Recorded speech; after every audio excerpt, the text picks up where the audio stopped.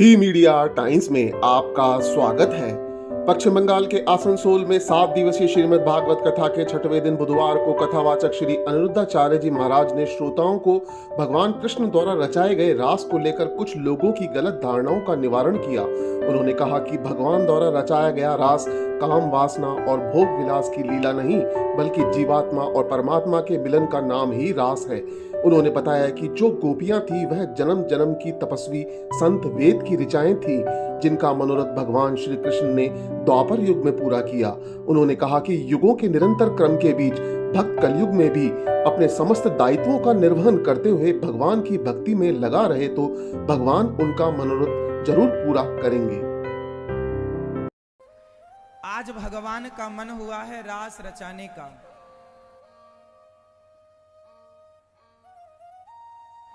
आज भगवान का मन हुआ है रास रचाने का।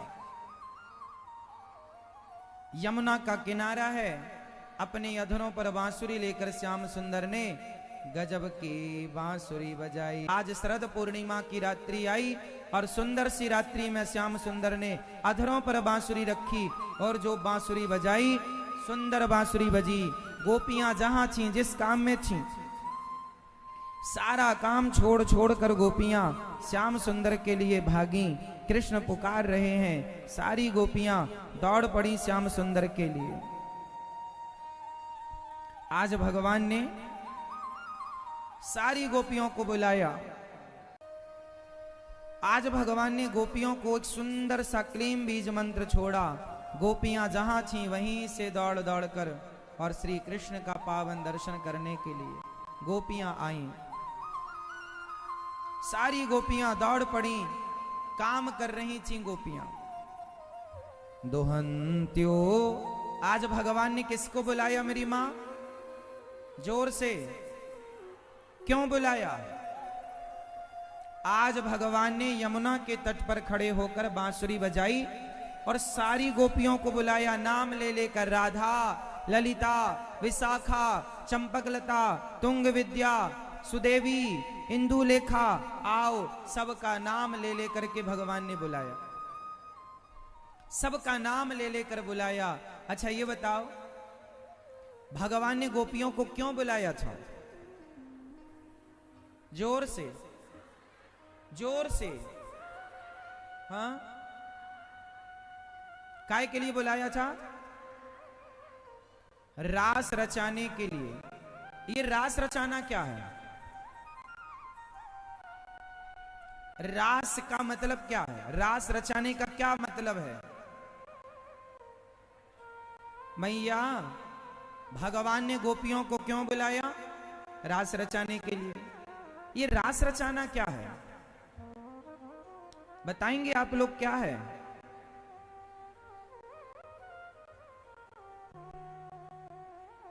रास किसे कहते हैं?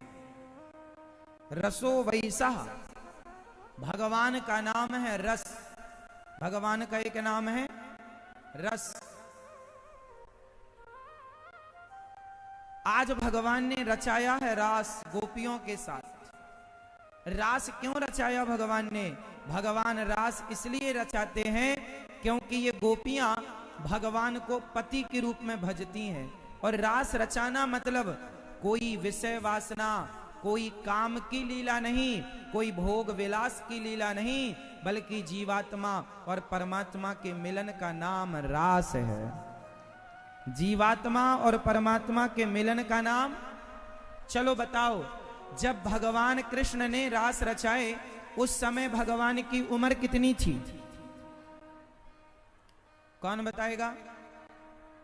जब भगवान श्री कृष्ण ने गोपियों के संग रास रचाया उस समय भगवान श्री कृष्ण की उम्र, एज कितनी थी?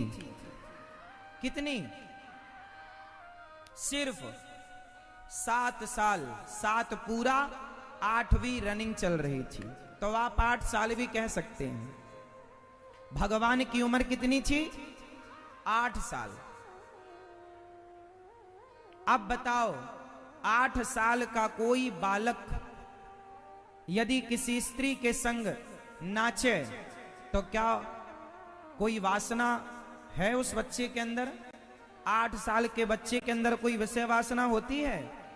आपके 8 साल के बेटे के अंदर कोई विषय वासना है? तो फिर भगवान के अंदर कोई विषय वासना कैसे हो सकती है? भगवान ने जब रास रचाए उस समय भगवान की उम्र कितनी थी? 8 साल। क्योंकि 10.5 साल की उम्र में तो भगवान वृंदावन छोड़ के मथुरा चले गए। भगवान ने कंस को जब मारा उस समय भगवान की उम्र थी 10.5 साल, और कंस को मारने के पहले की ये लीला है, रास लीला। कई लोग कहते हैं ना कि भगवान ने रास क्यों रचाया, भगवान ने रास क्यों रचाया। आज मैं आपको बताऊंगा कि भगवान ने रास क्यों रचाया। आज ये दास अनिरुद्ध आपको बताएगा कि भगवान ने रास क्यों रचाया। अच्छा ये बताओ, जो गोपियां थीं वो गोपियां कौन थीं? जोर से। क्या आज की तरह कोई सामान्य स्त्रियां थीं? कौन थीं वो गोपियां जिनके संग भगवान ने रास रचाए? अभी मैं बताऊंगा रास क्या है।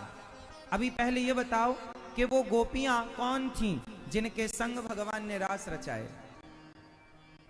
कौन थीं वो? हाँ, जन्म जन्म की तपस्वी, जन्म जन्म के तपस्वी संत।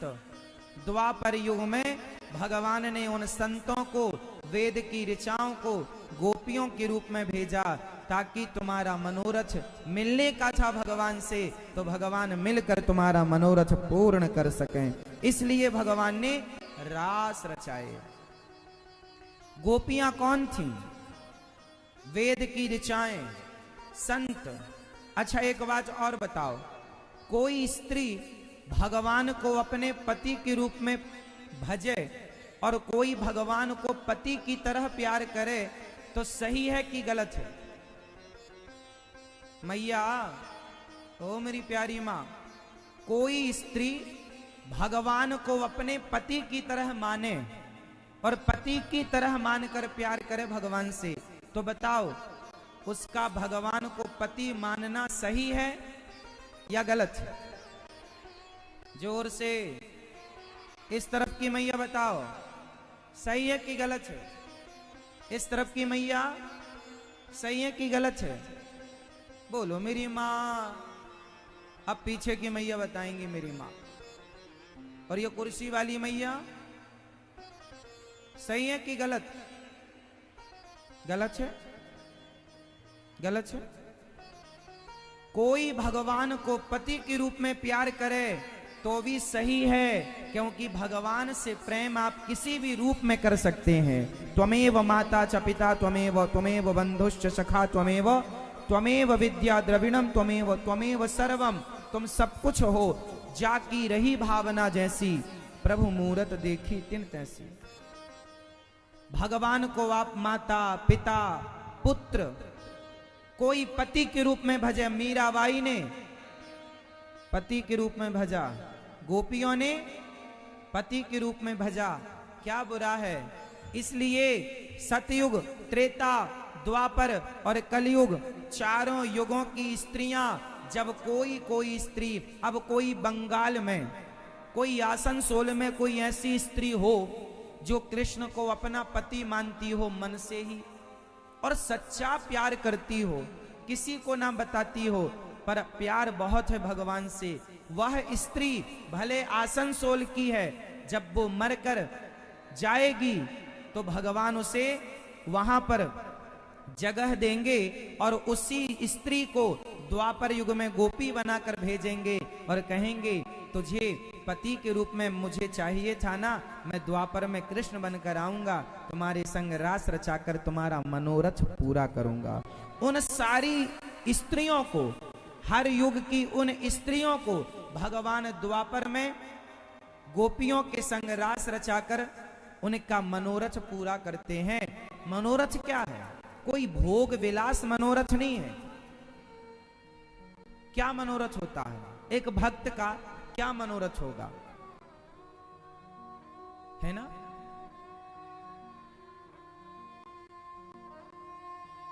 एक भक्त का यही मनोरथ होता है कि मैं भगवान को गले से लगाऊं, पति की तरह उन्हें प्यार करूं।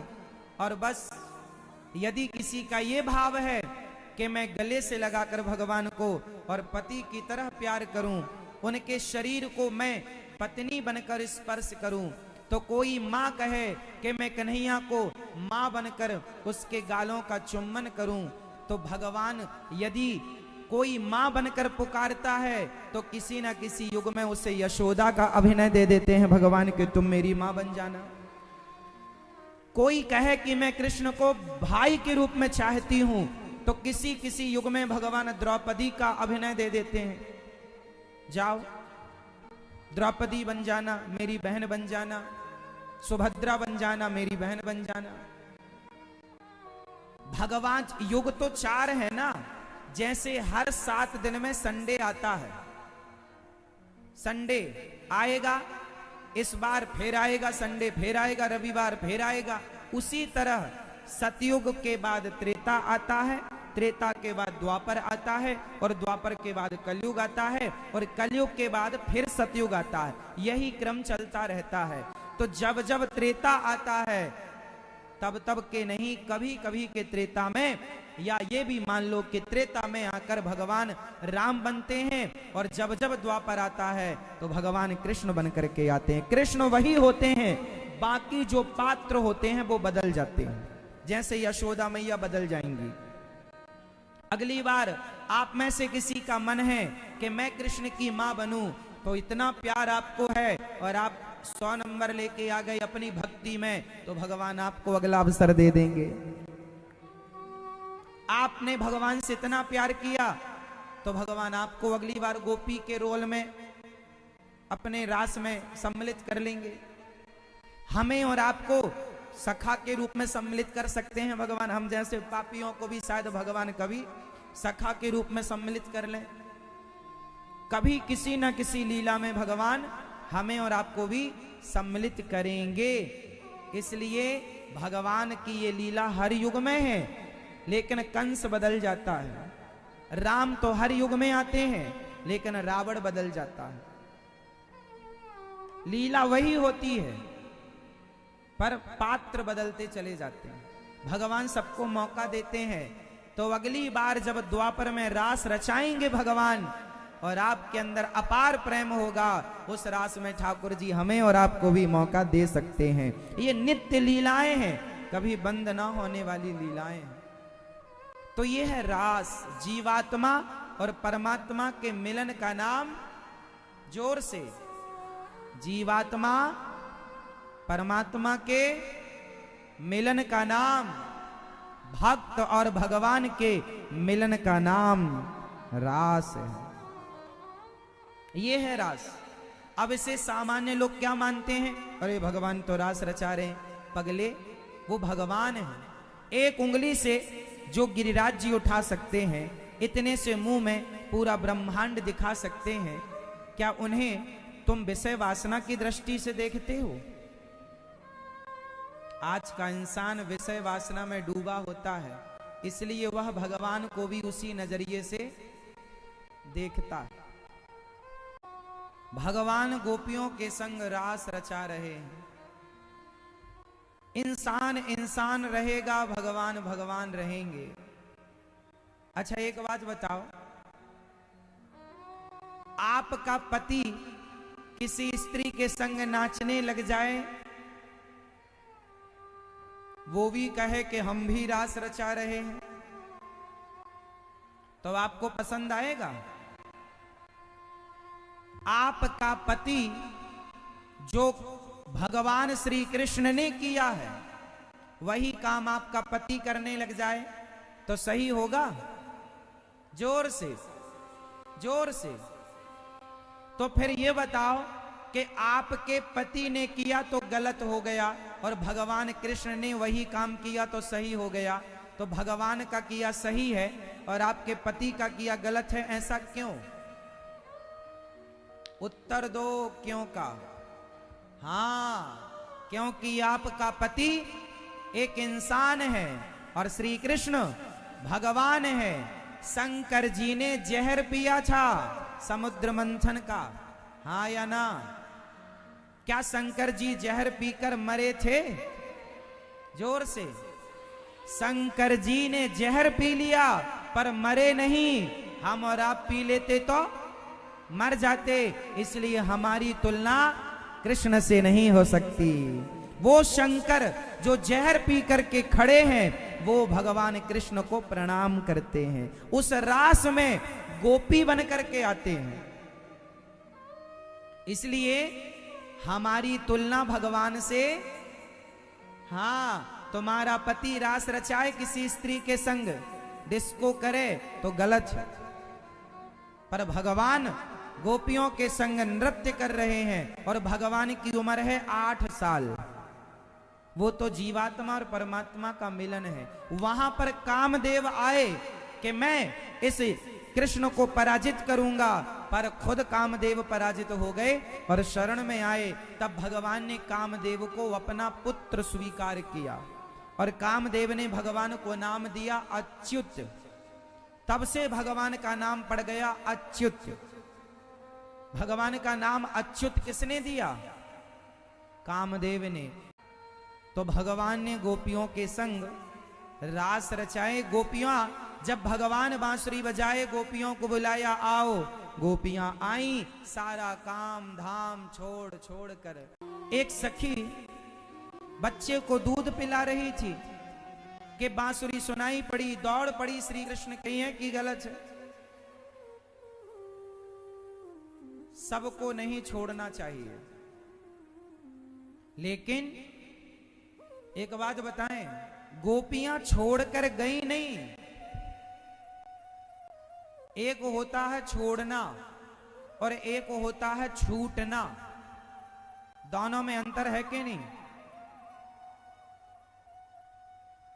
गोपियों ने छोड़ा कुछ नहीं, भगवान से इतना प्रेम था कि सब छूटता चला गया। जब भगवान से अधिक प्रेम होता है ना भक्त का, तो वो कुछ छोड़ता नहीं है, सब अपने आप छूटता चला जाता है, सब छूटता चला गया। और भगवान के लिए सब कुछ छोड़ देना सही है, अपनी जिम्मेदारी। लेकिन आप लोग ना छोड़ना, क्योंकि आपकी स्थिति जब गोपियों जैसी हो जाए, ये तब की बात है। अब गोपियों की जैसी स्थिति नहीं और आप छोड़ के चले जाओ तो काम बिगड़ जाएगा। आप लोग अपनी गृहस्थी में रहो, अपने काम करो, अपनी जिम्मेदारी पूरी करते हुए भगवान में मन लगाओ। इसलिए गोपियां सारा कुछ छोड़ करके चली गई। भगवान के लिए सब कुछ छोड़ दिया गोपियों ने। अच्छा, भगवान के लिए मां छोड़नी पड़े तो छोड़ देनी चाहिए कि नहीं? जोर से हाँ या ना बताओ, किसने छोड़ा? फिर भगवान के लिए अपनी माता को किसने छोड़ा था? जोर से हाँ? श्री भरत जी ने। भरत जी ने, माता कैकेयी ने उन्हें राजा बनाने की कोशिश की, पर भरत जी ने कहा, आपने मेरे राम को वनवास भेज दिया मां, अब मैं अपनी वाणी से आपको कभी मां कहकर नहीं बुलाऊंगा। आपके जिह्वा पर कीड़े क्यों नहीं पड़ गए जब आपने मेरे राम को वनवास भेज दिया? भरत जी ने मां का त्याग कर दिया भगवान के लिए। यदि भगवान के रास्ते पर मां बाधा बनकर खड़ी है कैकेयी की तरह, तो कैकेयी जैसी मां का परित्याग कर देना चाहिए। याद रखो, कैकेयी जैसी मां का त्याग करना है, कौशल्या जैसी मां का त्याग नहीं करना है ना। पिता यदि रास्ते पर आ जाए तो ऐसे पिता का परित्याग कर देना चाहिए। बताओ, पिता का त्याग किसने किया भगवान के लिए? मां का त्याग भरत जी ने किया, और पिता का पीछे वाली मैया किसने? श्री प्रहलाद जी ने पिता को छोड़ दिया। वो कहते थे, क्यों भगवान की भक्ति करता है? यदि भगवान के भजन में पिता बाधक है, तो ऐसे दुष्ट हिरण्यकश्यपु जैसे पिता को श्री प्रहलाद जी ने छोड़ दिया। भगवान के रास्ते पर यदि भाई आ जाए तो भाई को छोड़ देना चाहिए। बताओ किसने छोड़ा? किसने? श्री विभीषण जी ने रावण को छोड़ दिया। यदि भगवान के रास्ते पर पति आ जाए तो पति को छोड़ देना चाहिए। किस ने पति को छोड़ा? जोर से, जोर से। पति को छोड़ा गोपियों ने। छोड़ दिया किसके लिए? कृष्ण के लिए। लेकिन आप लोग मत छोड़िएगा।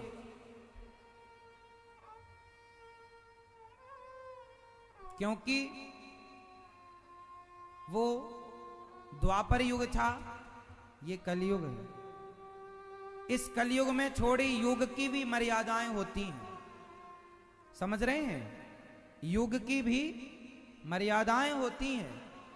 तो पति गोपियों ने छोड़ दिया, क्योंकि परमेश्वर सामने खड़े हैं। तो फिर पति को क्यों? आपके भी सामने जब परमेश्वर खड़े हो जाएं, उस अवस्था में पति को छोड़ सकते हैं आप लोग।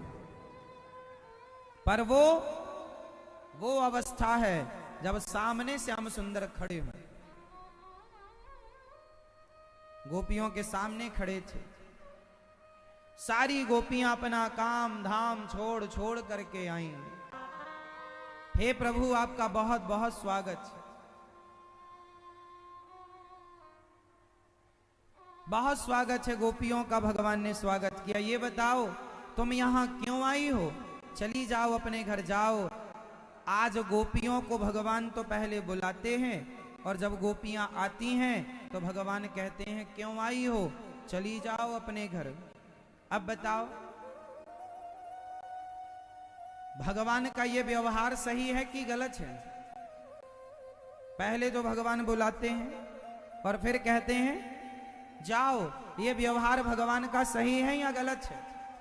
जोर से, जोर से। सही है कि गलत है? इसके लिए तो आप शिकायत कर सकते हैं ठाकुर जी, हे प्रभु ये स्वभाव आपका गलत है। पहले आप बुलाते हैं फिर आप भगा देते हैं। पर क्या करें, भगवान की मजबूरी है। भगवान पहले बुलाते हैं फिर भगा देते हैं। भगाते इसलिए हैं कि वो परीक्षा लेकर देखते हैं कि मेरा भक्त कितना कच्चा और कितना पका हुआ है। ऐसा तो नहीं कि मजबूरी में संसार छोड़ा हो, इसलिए याद दिला देते हैं जाओ संसार की तरफ। क्यों आए हो?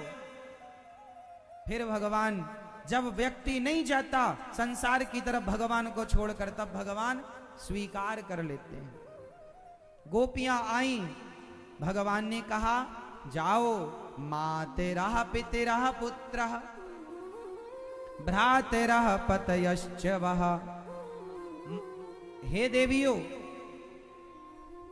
अपनी माता पिता को तुम छोड़कर आई हो, चली जाओ यहां से। पति को कभी नहीं छोड़ना चाहिए। दुःशीलो दुर्भगो वृद्धो जड़ो रोग्य धनो पीवा। पति कैसा भी हो, नारी को कभी अपने पति का परित्याग नहीं करना चाहिए। ऐसा भगवान श्री कृष्ण गोपियों को समझाते हैं।